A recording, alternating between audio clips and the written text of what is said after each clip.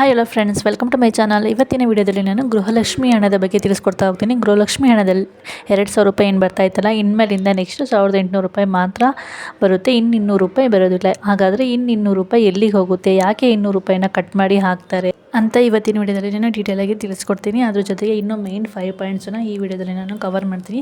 ಅದೇನೇನು ಅಂತ ಇವಾಗ ನಾನು ಹೇಳ್ತಾ ಹೋಗ್ತೀನಿ, ಒಂದೊಂದನ್ನೇ ನೋಟ್ ಮಾಡ್ಕೊಳ್ಳಿ. ಸೊ ಅದಕ್ಕಿಂತ ಮುಂಚೆ ಯಾರೆಲ್ಲ ನನ್ನ ಚಾನಲ್ನ ಫಸ್ಟ್ ಟೈಮ್ ವಿಸಿಟ್ ಮಾಡ್ತಿದ್ರೆ ದಯವಿಟ್ಟು ಸಬ್ಸ್ಕ್ರೈಬ್ ಮಾಡ್ಕೊಳ್ಳಿ.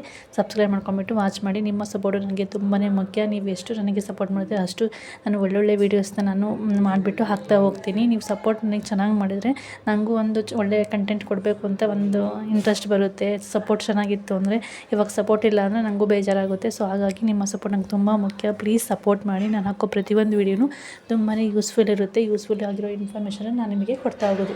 ಸೊ ಬನ್ನಿ ಹಂಗಾರೆ ವಿಡಿಯೋನ ಸ್ಟಾರ್ಟ್ ಮಾಡೋಣ. ಫಸ್ಟ್ ಈ ವಿಡಿಯೋದಲ್ಲಿ ನಾನು ಟೋಟಲಾಗಿ 5 ಪಾಯಿಂಟ್ಸನ್ನು ಕವರ್ ಮಾಡ್ತೀನಿ. ಮೇನ್ ಪಾಯಿಂಟ್ಸ್ ಏನೇನು ಅಂತ ಫಸ್ಟ್ಗೆ ನಾನಿಲ್ಲಿ ಹೇಳ್ಬಿಡ್ತೀನಿ ನಿಮಗೆ.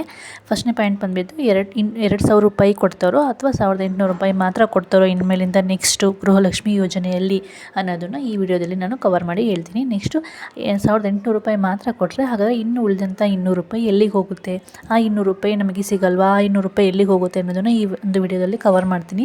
ನೆಕ್ಸ್ಟು ಏನು ಸ್ವಸಹಾಯ ಸಂಘ ಥರ ಏನೋ ಮಾಡ್ತಿದ್ದಾರೆ ಅಂತ ಹೇಳ್ತಿದ್ದಾರಲ್ವ ಸೋಷಿಯಲ್ ಮೀಡಿಯಾದಲ್ಲಿ.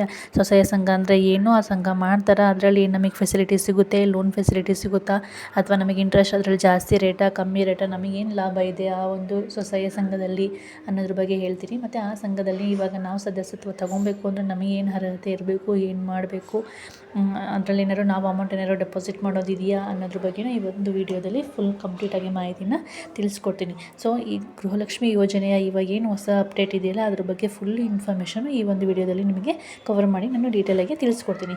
ಫಸ್ಟ್ನೇ ಪಾಯಿಂಟ್ ನಾನು ಆವಾಗಲೇ ಹೇಳಿದೆ, 2,000 ರೂಪಾಯಿ ಇನ್ಮೇಲಿಂದ ಬರುತ್ತಾ ಅಥವಾ 1,800 ರೂಪಾಯಿ ಮಾತ್ರ ಬರುತ್ತಾ ಅಂತ ಹೇಳೋದಾದರೆ, ಹೌದು, ಲಕ್ಷ್ಮೀ ಹೆಬ್ಬಾಳ್ಕರ್ ಮೇಡಮ್ ಅವರು 1,800 ರೂಪಾಯಿ ಮಾತ್ರ ಇವರ ಇನ್ಮೇಲಿಂದ ಅಕೌಂಟಿಗೆ ಹಾಕಿಬಿಟ್ಟು 200 ರೂಪಾಯಿನ ಕಟ್ ಮಾಡಬೇಕು ಅಂತ ಇದ್ದಾರೆ. ಆದರೆ ಇನ್ನೂ ಕಂಪ್ಲೀಟಾಗಿ ಅದು ಡಿಸೈಡ್ ಮಾಡಿಲ್ಲ ಮತ್ತು ಇದು ಎಲ್ಲರಿಗೂ ಅನ್ವಯಿಸಲ್ಲ. ಕೆಲವೊಬ್ಬರಿಗೆ ಮಾತ್ರ ಇದು ಅನ್ವಯಿಸುತ್ತೆ. ಅದು ಯಾರಿಗೆ ಅನ್ವಯಿಸುತ್ತೆ ಅಂತ ನಾನು ಲಾಸ್ಟಲ್ಲಿ ನಿಮಗೆ ಹೇಳ್ತೀನಿ. ವಿಡಿಯೋದಲ್ಲಿ ಎಕ್ಸ್ಪ್ಲೈನ್ ಮಾಡ್ತಾ ನಿಮಗೆ ಗೊತ್ತಾಗುತ್ತೆ. ಅದು 1,800 ರೂಪಾಯಿ ಮಾತ್ರ ಹಾಕಿಬಿಟ್ಟು ಇನ್ನು 200 ರೂಪಾಯಿನ ಕಟ್ ಮಾಡಬೇಕು ಅಂತೇಳಿ ಲಕ್ಷ್ಮೀ ಹೆಬ್ಬಾಳ್ಕರ್ ಮೇಡಮ್ ಅವರು ಇನ್ನೂ ನಿರ್ಧಾರ ಮಾಡ್ತಾ ಇದ್ದಾರೆ. ಇನ್ನೂ ಕಂಪಲ್ಸರಿಯಾಗಿ ಅದನ್ನು ಮಾಡಿಲ್ಲ, ಬಟ್ ಮಾಡಬೇಕು ಅಂತ 90% ಡಿಸೈಡನ್ನು ಮಾಡಿದ್ದಾರೆ. ಹಾಗಾದರೆ ಇನ್ನು 200 ರೂಪಾಯಿ ಎಲ್ಲಿಗೆ ಹೋಗುತ್ತೆ ಅಂತ ಹೇಳೋದಾದರೆ, ಸಹಕಾರ ಸಂಘ ಅಂತೇಳಿ ಒಂದು ಸಂಘನ ಮಾಡಬೇಕು ಅಂತ ಇದ್ದಾರೆ. ಗೃಹಲಕ್ಷ್ಮಿ ಸಹಕಾರ ಸಂಘ ಅಂತ ಹೇಳ್ಬಿಟ್ಟು ಮಾಡಿಬಿಟ್ಟು ಅದರಲ್ಲಿ ನಾವು 200 ರೂಪಾಯಿನ ಇವಾಗ ಫಸ್ಟೇ ನಾವು 2,000 ರೂಪೀಸ್ ಹಾಕ್ತೀವಲ್ಲ, ಅದರಲ್ಲಿ 200 ರೂಪಾಯಿನ ಕಟ್ ಮಾಡಿಬಿಟ್ಟು ಆ 200 ರೂಪಾಯಿನ ಅಲ್ಲಿಗೆ ಡೆಪಾಸಿಟ್ ಮಾಡಬೇಕು, ಡೆಪಾಸಿಟ್ ರೀತಿಯಲ್ಲಿ ಅಲ್ಲಿ ಇಡಬೇಕು ಅನ್ನೋದು ಅವರ ಒಂದು ಪ್ಲ್ಯಾನ್ ಆಗಿದೆ. ಗೃಹಲಕ್ಷ್ಮಿ ಸಹಕಾರ ಸಂಘ ಅಂತ ಹೇಳ್ಬಿಟ್ಟು ಮಾಡಿಬಿಟ್ಟು ಅಲ್ಲಿಗೆ 200 ರೂಪಾಯಿನ ಮೊದಲನೇ 6 ತಿಂಗಳುಗಳ ಕಾಲ ನಾವೇನು ಫಸ್ಟು ಇವಾಗ 2,000 ಹಾಕ್ತಿದ್ರಲ್ಲ ಅವರು, ಆ ಥರ ಫಸ್ಟು 6 ತಿಂಗಳು ಕಾಲ ಅಲ್ಲಿ ಅಮೌಂಟನ್ನು ಡೆಪಾಸಿಟ್ 200 ರೂಪಾಯಿನ ಡೆಪಾಸಿಟ್ ಮಾಡಬೇಕು. ಒಂದು ಬ್ಯಾಂಕನ್ನು ರಚನೆ ಮಾಡಬೇಕು, ಗೃಹಲಕ್ಷ್ಮಿ ಸಹಕಾರ ಸಂಘ ಅಂತೇಳಿ ಒಂದು ಮಾಡಿಬಿಟ್ಟು ಅದರಿಂದ ಮಹಿಳೆಯರಿಗೆ ಹೆಲ್ಪ್ ಆಗೋ ಥರ, ಮಹಿಳೆಯರಿಗೆ ಏನೇ ಕಷ್ಟ ಇದ್ದರೂ ಕೂಡ ಅವರಿಗೆ ಒಂದು ಹಣದ ಸಹಾಯ ಆಗೋ ಥರ, ಹಣಕಾಸಿನ ಸಮಸ್ಯೆ ಅವ್ರಿಗೆ ಏನೇ ಬಂದರೂ ಆ ಬ್ಯಾಂಕ್ ಮೂಲಕ ಅವರಿಗೆ ಹೆಲ್ಪ್ ಆಗೋ ಥರ ಒಂದು ಮಾಡಬೇಕು ಅನ್ನೋದು ಅವರ ಒಂದು ಲಕ್ಷ್ಮೀ ಹೆಬ್ಬಾಳ್ಕರ್ ಮೇಡಮ್ ಅವರ ಒಂದು ಉದ್ದೇಶ ಆಗಿದೆ. ಆ ಉದ್ದೇಶಕ್ಕೋಸ್ಕರ ಈ 200 ರೂಪಾಯಿನ ಅವರು ಕಟ್ ಮಾಡಿಬಿಟ್ಟು ಹಾಕೋದು ಅಂತ ಪ್ಲ್ಯಾನ್ ಮಾಡ್ತಿದ್ದಾರೆ. ಅಥವಾ ಆಮೇಲೆ 2,000 ಹಾಕಿಬಿಟ್ಟು ಅವ್ರ ಮೂಲಕನೇ 200 ರೂಪಾಯಿ ಡೆಪಾಸಿಟ್ ಮಾಡೋಕ್ಕೆ ಹೇಳೋದು ಅನ್ನೋದು ಇನ್ನೂ ಚರ್ಚೆ ನಡೀತಾ ಇದೆ. ಇನ್ನೂ ಕಂಪಲ್ಸರಿಯಾಗಿ ಏನೂ ಡಿಸಿಷನ್ ಅವರು ತೊಗೊಂಡಿಲ್ಲ, ಇನ್ನೂ ಅನೌನ್ಸ್ ಮಾಡಿಲ್ಲ ಕಂಪಲ್ಸರಿಯಾಗಿ, ಬಟ್ ಡಿಸಿಷನ್ ಅಂತೂ ನಡೀತಾ ಇದೆ. ಸಹಕಾರಿ ಸಂಘ ಅಂತ ಒಂದು ಬ್ಯಾಂಕನ್ನು ಮಾಡಬೇಕು ಅಂತ ಡಿಸೈಡ್ ಅಂತೂ ಮಾಡಿದ್ದಾರೆ. ಹಾಗಾದರೆ ಸ್ವಸಹಾಯ ಸಂಘ ಅಂತಂದರೆ ಏನು, ಗೃಹಲಕ್ಷ್ಮಿ ಸ್ವಸಹಾಯ ಸಂಘ ಅಂದರೆ ಏನು ಅಂತ ಹೇಳಿದ್ರೆ, ಇದು ಹೆಣ್ಮಕ್ಳಿಗೋಸ್ಕರ ಮಾಡ್ತಿರೋ ಒಂದು ಬ್ಯಾಂಕ್ ಆಗಿದೆ. ಗೃಹಲಕ್ಷ್ಮಿ ಮಹಿಳಾ ಸಹಕಾರಿ ಬ್ಯಾಂಕ್ ಅಂತ ಹೇಳ್ಬಿಟ್ಟು ಮಾಡಿಬಿಟ್ಟು ಅದರಲ್ಲಿ ಮಹಿಳೆಯರಿಗೆ ಹೆಲ್ಪ್ ಆಗೋ ಥರ ಒಂದು ಹಣಕಾಸಿನ ಸಹಾಯ ಆಗಬೇಕು. ಅವರಿಗೆ ಇವಾಗ ಏನೋ ಹಣಕಾಸಿನ ಅವಶ್ಯಕತೆ ಬರುತ್ತೆ, ಆವಾಗ ಅವರು ಬೇರೆ ಕಡೆಯಿಂದ ಸಾಲವನ್ನು ಮಾಡಿದಾಗ ಅಲ್ಲಿ ಇಂಟ್ರೆಸ್ಟು ಜಾಸ್ತಿ ಇರುತ್ತೆ. ಇವಾಗ ಸಹಕಾರಿ ಸಂಘ ಅಂತ ಗೃಹಲಕ್ಷ್ಮಿ ಮಹಿಳಾ ಸಹಕಾರಿ ಸಂಘ ಅಂತ ಮಾಡಿದಾಗ ಅದರಲ್ಲಿ ಅವರಿಗೆ ಏನೇ ಹಣಕಾಸಿನ ಸಮಸ್ಯೆ ಇದ್ದರೂ ಅವರಿಗೆ ಲೋನ್ ಮೂಲಕ ನಾವು ಅಮೌಂಟನ್ನು ಕೊಡಬೇಕು, ಅವರಿಗೆ ಹೆಲ್ಪ್ ಆಗಬೇಕು ಅನ್ನೋದಕ್ಕೋಸ್ಕರನೇ ಇದು ಒಂದು ಬ್ಯಾಂಕ್ ಥರ ಇದನ್ನು ಮಾಡ್ತಾ ಇರೋದು ಲಕ್ಷ್ಮೀ ಹೆಬ್ಬಾಳ್ಕರ್ ಮೇಡಮ್ ಅವರು. ಸರ್ಕಾರ ಕಡೆಯಿಂದ ಈ ಒಂದು ಗೃಹಲಕ್ಷ್ಮಿ ಮಹಿಳಾ ಸಹಕಾರಿ ಸಂಘ ಅಂತ ಒಂದು ಸಂಘ ರಿಜಿಸ್ಟ್ರೇಷನ್ ಆಗಿ ಅದು ಓಪನ್ ಆಗಬೇಕು ಅಂದರೆ ಮೊದಲ 6 ತಿಂಗಳು 200 ರೂಪಾಯಿನ ಉಳಿತಾಯನ ಮಾಡಬೇಕು. 500 ರೂಪಾಯಿ ಉಳಿತಾಯ ಮೊದಲು 6ನೇ ತಿಂಗಳು 6 ತಿಂಗಳು ಆದಮೇಲೆ ಎಲ್ಲ ಫಲಾನುಭವಿಗಳು ಈ ಥರ ಮಾಡಿದ ಮೇಲೆ ಯಾರಿಗೆ ಇದರಲ್ಲಿ ಇಂಟ್ರೆಸ್ಟ್ ಇದೆಯೋ ಅವರು ಈ ಥರ ಮಾಡಿದ ಮೇಲೆ ಒಂದು ಸಂಘ ಅಂತ ಒಂದು ರಚನೆ ಆಗುತ್ತೆ, ಅದು ರಿಜಿಸ್ಟ್ರೇಷನ್ ಆಗುತ್ತೆ.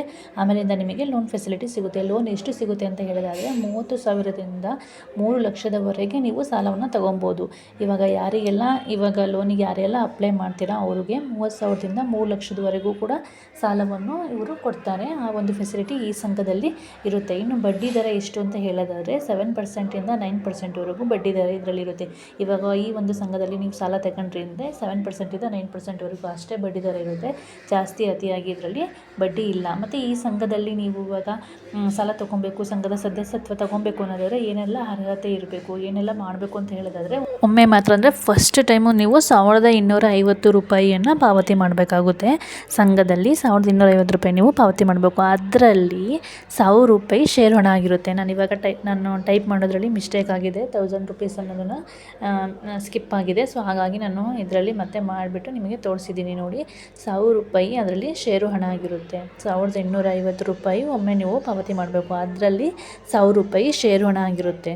ಇನ್ನು ಉಳಿದಂಥ 250 ರೂಪಾಯಿ ಅದು ಪ್ರೆಸ್ಸಿಂಗ್ ಅಂದರೆ ನೋಂದಣಿ ಶುಲ್ಕ ಆಗಿರುತ್ತೆ. 250 ರೂಪಾಯಿ ಅನ್ನೋದು ಕನಿಷ್ಠ 6 ತಿಂಗಳವರೆಗೆ ನೀವು ಪ್ರತಿ ತಿಂಗಳು ನೀವು 200 ರೂಪಾಯಿನ ಉಳಿತಾಯ ಮಾಡಬೇಕಾಗಿರುತ್ತೆ. ಇದಿಷ್ಟು ಸದಸ್ಯತ್ವಕ್ಕೆ ಸಂಬಂಧಪಟ್ಟಂಗೆ ಕಂಡೀಷನ್ಸ್ ಆಯಿತು. ಏನೆಲ್ಲ ಸದಸ್ಯತ್ವಕ್ಕೆ ಸಂಬಂಧಪಟ್ಟಂಗೆ ಇದು ಡೀಟೇಲ್ಸನ್ನು ನಾನು ಇವಾಗ ತಿಳಿಸ್ಕೊಟ್ಟಿದ್ದೀನಿ, ಏನೆಲ್ಲ ಮಾಡಬೇಕು ಏನು ಅಂತ ಅನ್ನೋದನ್ನು. ಮತ್ತು ನಾನು ಫಸ್ಟೇ ಹೇಳಿದೆ 2,000 ರೂಪಾಯಿ ಮತ್ತು 1,800 ರೂಪಾಯಿ. 2,000 ರೂಪಾಯಿ ಯಾರಿಗೆ ಬರುತ್ತೆ, 1,800 ರೂಪಾಯಿ ಯಾರಿಗೆ ಬರುತ್ತೆ ಅಂತ ಹೇಳೋದಾದರೆ 2,000 ರೂಪಾಯಿ ನಿಮಗೆ ಯಾರಿಗೆ ಲೋನಿನ ಅವಶ್ಯಕತೆ ಇಲ್ವೋ, ಯಾರಿಗೆ ಇದ್ರದ್ದು ಫೆಸಿಲಿಟಿ ಅವಶ್ಯಕತೆ ಇಲ್ವೋ ಅವರಿಗೆ 2,000 ರೂಪಾಯಿ ಬರುತ್ತೆ. ಇವಾಗ ನಾವು ಲೋನ್ ತಗೊಬೇಕು, ನಮಗೆ ಲೋನಿನ ಅವಶ್ಯಕತೆ ಇದೆ ಅನ್ನೋರಿಗೆ 1,800 ರೂಪಾಯಿ ಬರುತ್ತೆ. ಅಂಥವ್ರು ಇವಾಗ ಲೋನಿನ ಅವಶ್ಯಕತೆ ಬೇಕು, ನಮಗೆ ಲೋನಿನ ಅವಶ್ಯಕತೆ ಇದೆ, ನಾವು ಲೋನ್ ತೊಗೊತೀವಿ ಅಂತ ಅನ್ನೋರು 200 ರೂಪಾಯಿನ ಡೆಪಾಸಿಟ್ 6 ತಿಂಗಳು ಕಾಲ ನೀವು 200 ರೂಪಾಯಿನ ಡೆಪಾಸಿಟ್ ಮಾಡಬೇಕು. ನೀವು ಸಂಘದಲ್ಲಿ 200 ರೂಪಾಯಿ ಡೆಪಾಸಿಟ್ 6 ತಿಂಗಳು ಕಾಲ ಮಾಡಿದೆ ಅಂದರೆ ನೀವು ಸಂಘದಲ್ಲಿ ನೀವು ಲೋನನ್ನು ತೊಗೊಬೋದು. ಇವಾಗ 30,000ದಿಂದ 3 ಲಕ್ಷದವರೆಗೆ ನಾನೇನು ಹೇಳಿದ್ದೆನಲ್ಲ ಆ ಲೋನನ್ನು ನೀವು ಆರಾಮಾಗಿ ತೊಗೊಬೋದು. ನಮಗೆ ಲೋನಿನ ಅವಶ್ಯಕತೆ ಇಲ್ಲ ಅನ್ನೋರು ನಿಮಗೆ 2,000 ರೂಪಾಯಿ ಫುಲ್ ಅಮೌಂಟು ಸಿಗುತ್ತೆ. ನಿಮಗೆ ಅದೇ ಥರ ಅಮೌಂಟು 200 ರೂಪಾಯಿ ಕಟ್ ಆಗೋದಿಲ್ಲ.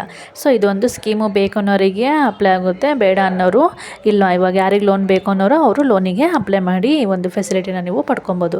ಸೊ ನೋಡಿದ್ರಲ್ಲ ಗೈಸ್, ಇವತ್ತಿನ ವಿಡಿಯೋದಲ್ಲಿ 2,000 ರೂಪಾಯಿ ಯಾರಿಗೆ ಸಿಗುತ್ತೆ, 1,800 ರೂಪಾಯಿ ಯಾರಿಗೆ ಸಿಗುತ್ತೆ ಅಂತ ನಾನು ಡೀಟೇಲಾಗಿ ತಿಳಿಸ್ಕೊಟ್ಟಿದ್ದೀನಿ. ಹಾಗೆ ಗೃಹಲಕ್ಷ್ಮಿ ಸಹಕಾರಿ ಬ್ಯಾಂಕ್ ಅಂದ್ರೇನು, ಅದರಿಂದ ಯಾವುದೆಲ್ಲ ಫೆಸಿಲಿಟಿ ನಿಮಗೆ ಸಿಗುತ್ತೆ ಅಂತಲೂ ನಾನು ಡೀಟೇಲಾಗಿ ತಿಳಿಸ್ಕೊಟ್ಟಿದ್ದೀನಿ. ಮತ್ತು ಆ ಸಂಘಕ್ಕೆ ಮೆಂಬರ್ ಆಗಬೇಕು ಅಂದ್ರೂ ಕೂಡ ಏನು ಮಾಡಬೇಕು ಅಂತ ನಾನು ಡೀಟೇಲಾಗಿ ತಿಳಿಸ್ಕೊಟ್ಟಿದ್ದೀನಿ. ಐ ಹೋಪ್ ಇವತ್ತಿನ ವಿಡಿಯೋ ನಿಮಗೆಲ್ಲರಿಗೂ ತುಂಬಾ ಇಷ್ಟ ಆಯಿತು ಅಂತ ಅಂದ್ಕೊಳ್ತೀನಿ. ಯಾರಿಗೆಲ್ಲ ಈ ವಿಡಿಯೋ ಇಷ್ಟ ಆಯಿತು, ಇದೇ ಥರ ಒಳ್ಳೆ ಮಾಹಿತಿ ನಮಗೆ ಬೇಕು ಅನ್ನೋರು ಪ್ಲೀಸ್ ನನ್ನ ಚಾನಲ್ಗೆ ಸಪೋರ್ಟ್ ಮಾಡಿ. ಇದೇ ಥರ ವಿಡಿಯೋಗಾಗಿ ಪ್ಲೀಸ್ ಲೈಕ್ ಮಾಡಿ, ಶೇರ್ ಮಾಡಿ, ಹಾಗೆ ನನ್ನ ಚಾನಲ್ನ ಸಬ್ಸ್ಕ್ರೈಬ್ ಮಾಡ್ಕೊಳ್ಳಿ. ಇವತ್ತಿನ ವಿಡಿಯೋ ಇಷ್ಟ ಆದರೆ ಪ್ಲೀಸ್ ಲೈಕ್ ಮಾಡಿ, ಶೇರ್ ಮಾಡಿ, ಹಾಗೆ ನನ್ನ ಚಾನಲ್ನ ಸಬ್ಸ್ಕ್ರೈಬ್ ಮಾಡ್ಕೊಳ್ಳಿ. Thanks for watching. Thank you so much.